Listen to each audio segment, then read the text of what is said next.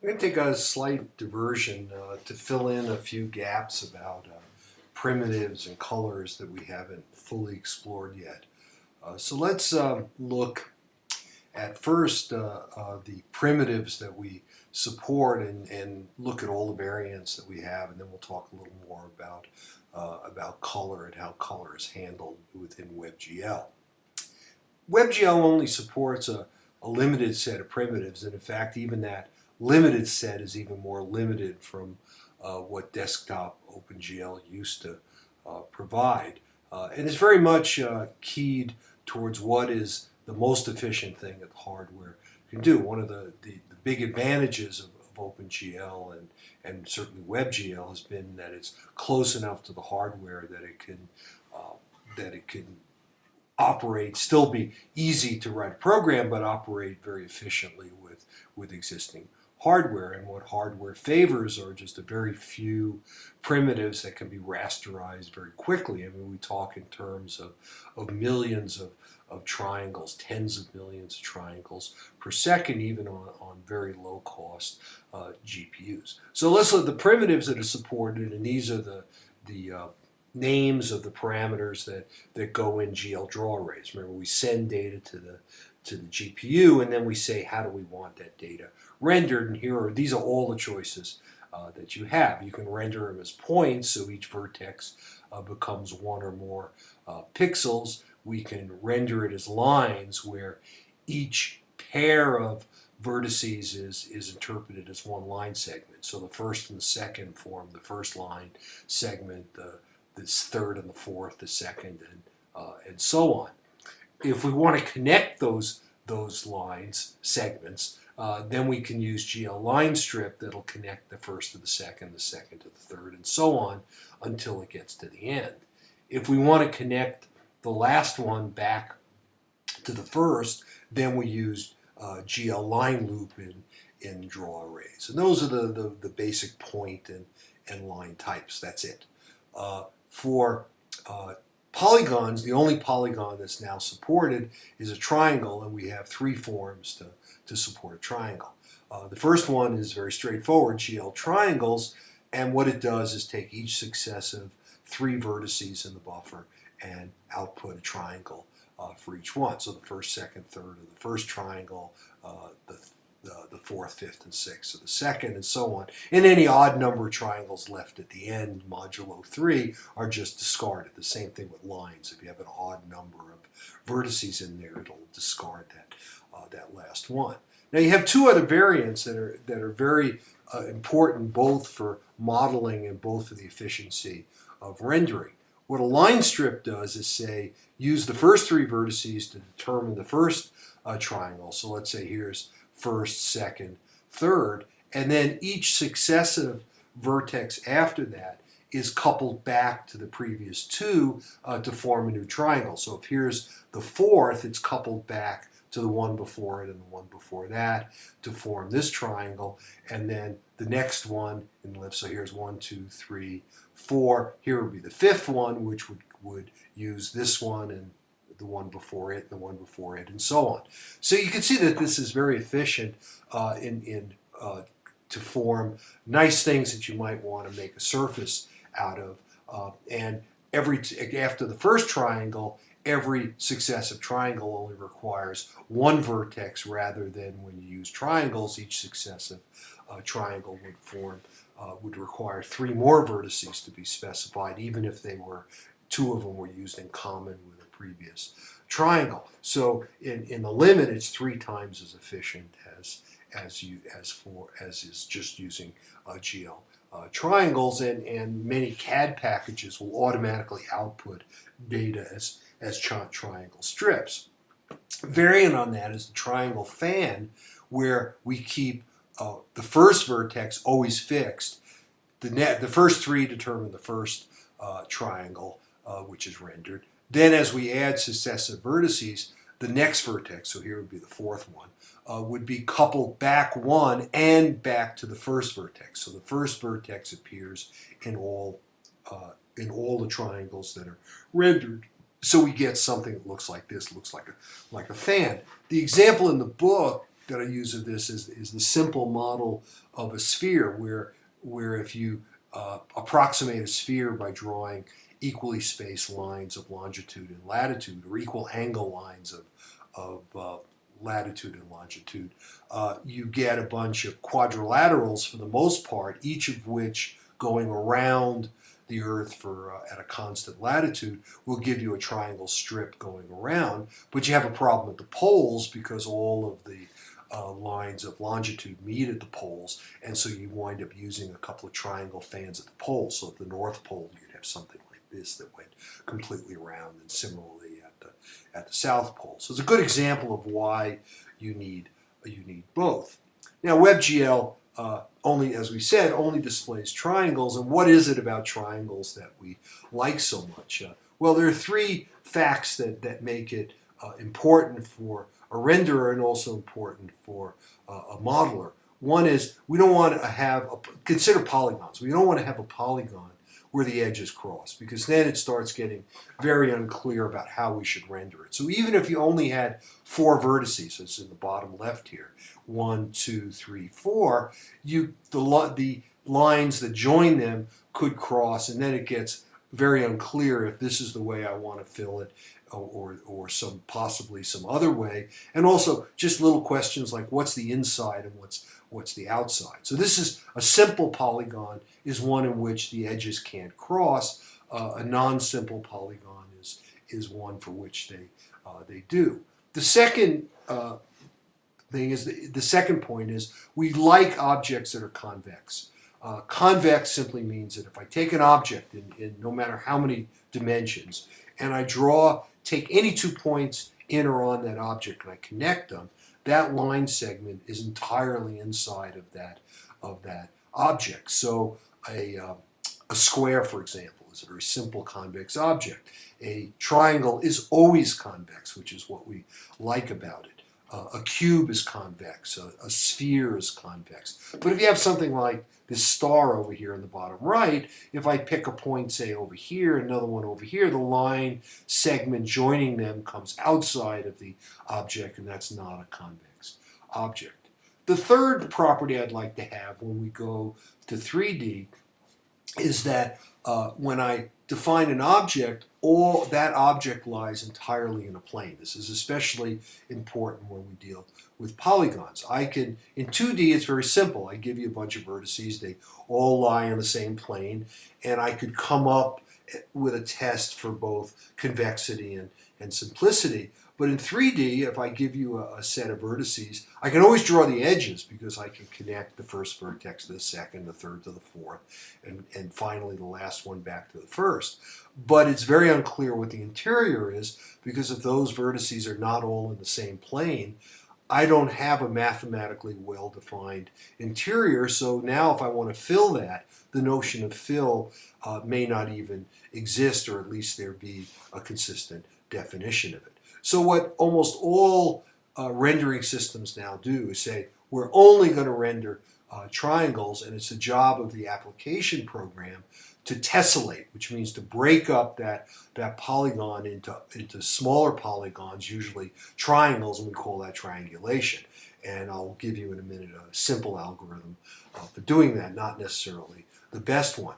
Now, in more recent versions of OpenGL, starting with 4.1, it contains a tessellator, but that's not yet in WebGL, although there's code out there to tessellate general polygons, and I'll show you, as I said, one example of doing that. In fact, tessellation can get very, very complex if you start talking about polygons that have holes in their interior and all kinds of other little issues arise. So tessellation is not a simple thing, but there is a tessellator starting with 4.1. It's called a tessellation shader. Let's talk a little bit about the tests. The tests are conceptually simple. If you say, well, how do I get a simple polygon and check where their edges cross? Well, I could test every edge against every other edge, and that's a sort of, if I have n edges, that's an order n squared thing to do. So it's time consuming, and that's the reasons that graphic systems say, we're not going to do this because the time penalty is too great. We leave that up to the application programmers. So triangles, it's not, as we said, it's not a problem, so we don't need to worry about that kind of issue.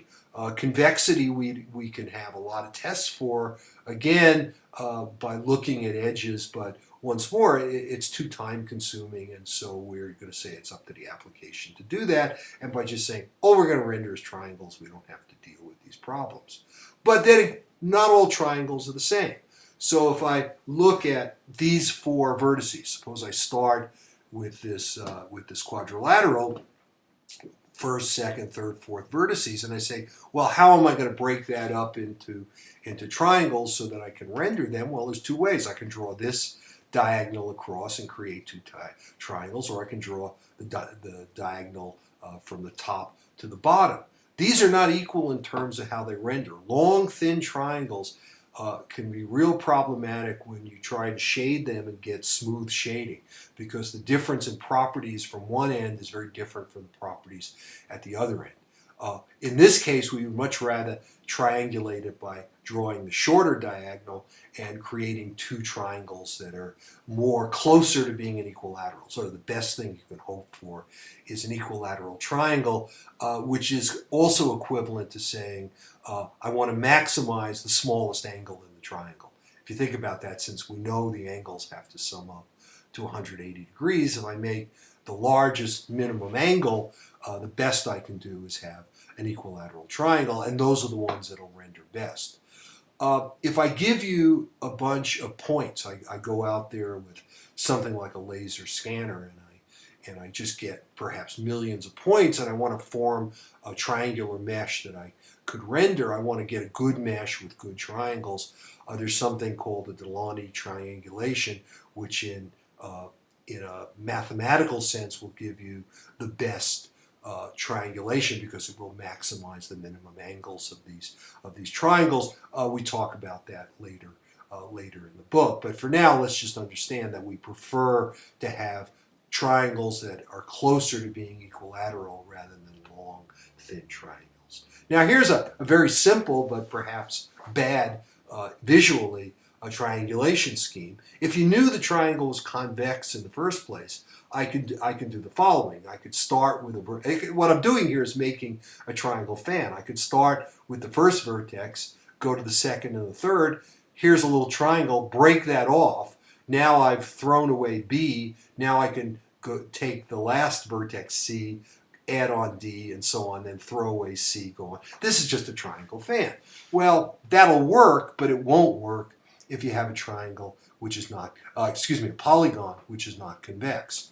So here's a non-convex or concave polygon, and here's a nice simple algorithm for doing it, maybe our first real algorithm of the class. And here's some intermediate stage. And suppose I start with this vertex VI, and I look at the vertex before it, so I'm circling it in a counterclockwise direction, which we'll see is usually what we want to do. So suppose here's VI minus vertex I minus 1, vertex VI plus 1. And suppose I go leftmost, that's going to be important here. So I start with the leftmost vertex and look at the vertices to the right and the left of it, and I get these two. Now if I try and break this triangle off, I've got a problem because this is not a convex object, and when I join these two vertices, it goes outside of the object. So what's a better algorithm? Well, here's a very nice recursive way, and you'll see I like to do little recursive algorithms. So let's say this is the leftmost one, and I start with that one. What if I find the leftmost vertex of all the ones that are left? So there's a sorting step that goes on here, and you computer scientists and engineers know the complexity of doing these kind of sorts. But generally, this will be a small sort. There won't be that many vertices in the polygon.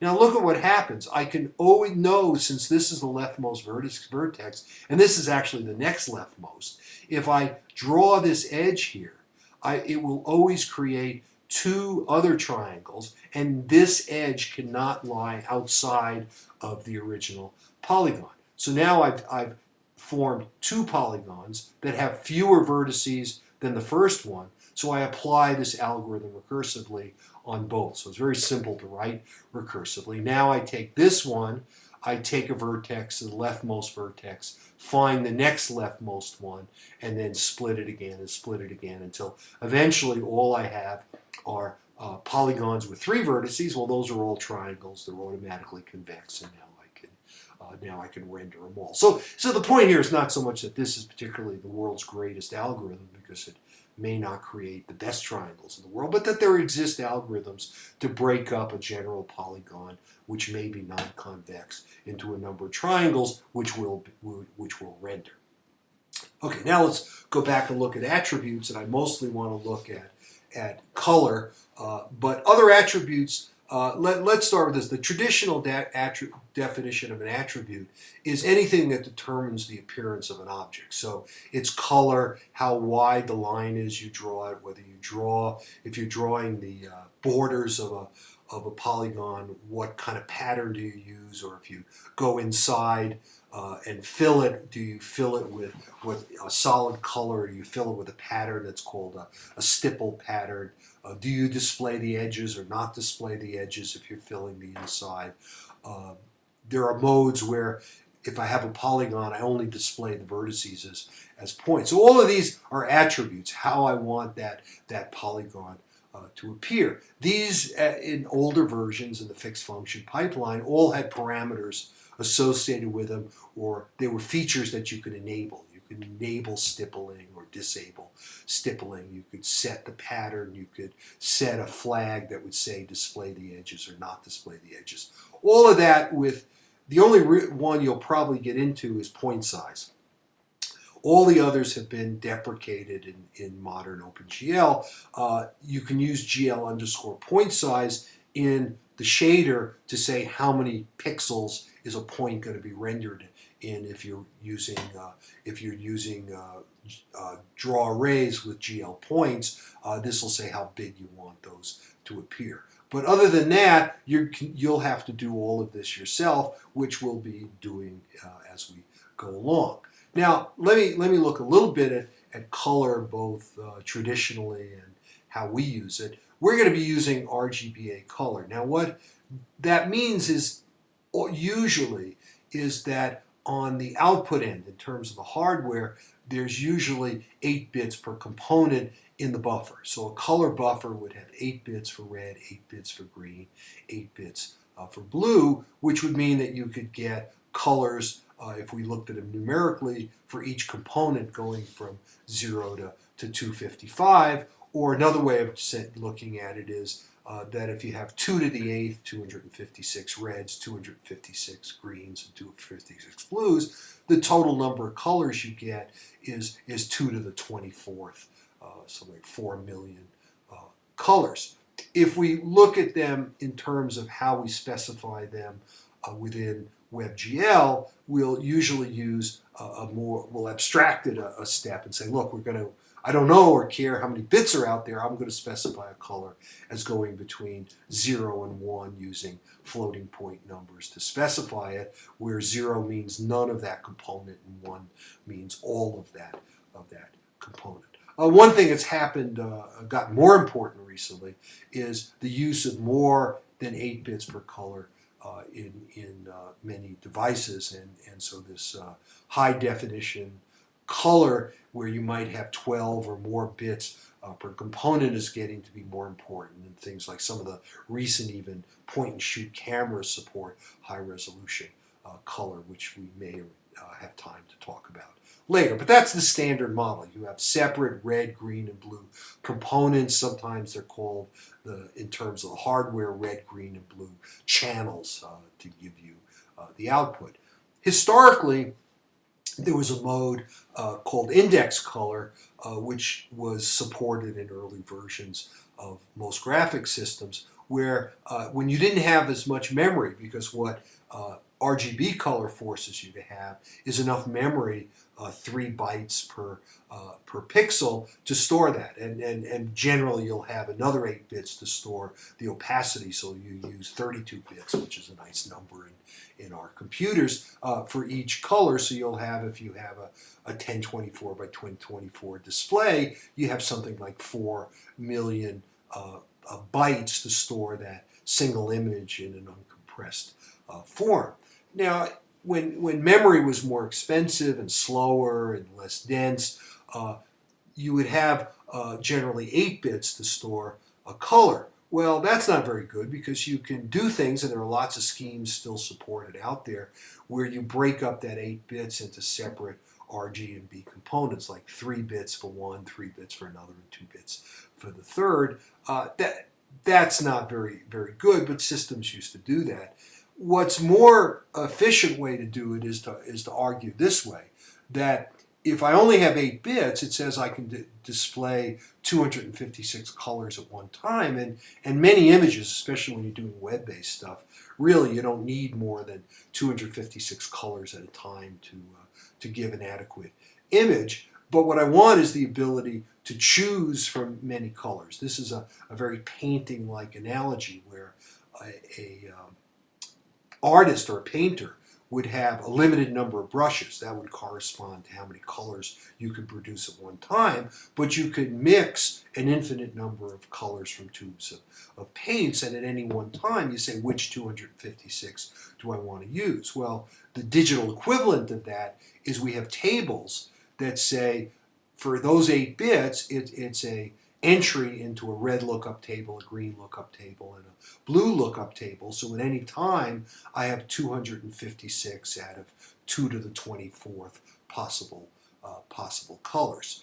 So that is called index color. It's not a standard mode for the display of color now because we have so much memory, but it's very important later on when we start talking about imaging applications, where we start with something with a black and white image that will often have 256 shades of gray, but in order to see the information better, I'm going to convert those 256 shades of gray into colors out of my full 2 to the 24th possible colors, and that's called pseudo-coloring, and we'll talk about it later. But let's return now to RGB color and talk about how the color is applied, because our basic mode is we specify objects by their vertices, we specify attributes on a vertex by vertex basis, and then we send that out to the shaders. And what's going to happen?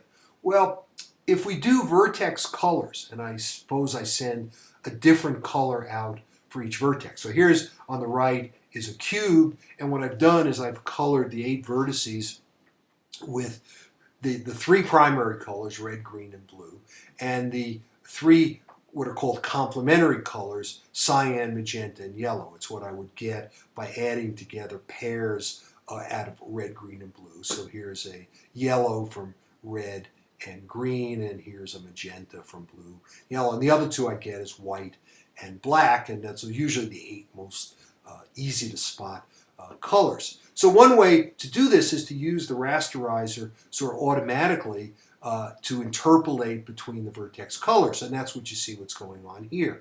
And you may be able to detect a little bit that the rendering here, even though it's 6 faces for the cube, it's actually being rendered as 12 triangles, because all we can ultimately render are triangles. You might see that a little here and how the colors are being blended. So what's happening over here from the rasterizer is blending the vertex colors. Okay, so these 3 are yellow, green, and cyan. Cyan is blue plus green. And what it's doing now is averaging them by an interpolation scheme over this, and these, what you're seeing here, are the fragment colors. Likewise for the other faces. Here you're interpolating for this triangle, interpolates between red, white, and yellow. Okay. So this is done automatically. The alternative is this is called smooth shading, and smooth shading generally is the default in most systems. If you would rather display that cube with a solid color in each face, that's called flat shading, and we write our shaders so that the first vertex, for example, determines the color, or we send the color over as a uniform variable. There are a number of ways of doing that. Okay, so we can, ultimately, to summarize that, the colors are determined in the fragment shader, because the fragment shader is where we have to output a color, and we can output what comes in from the vertex shader. We can either interpolated or not interpolated, or we can send over a uniform variable that says this is the color I want you to use for this triangle, or I can do something like use texture mapping, which we'll be talking about later to say forget about vertex colors or not set any vertex colors and just use the texture to determine that. So you have a tremendous amount of control over how you do the coloring eventually, because the fragment shader can combine textures and vertex colors, or even generate colors within the fragment shader within code to determine what eventually goes out to color that fragment.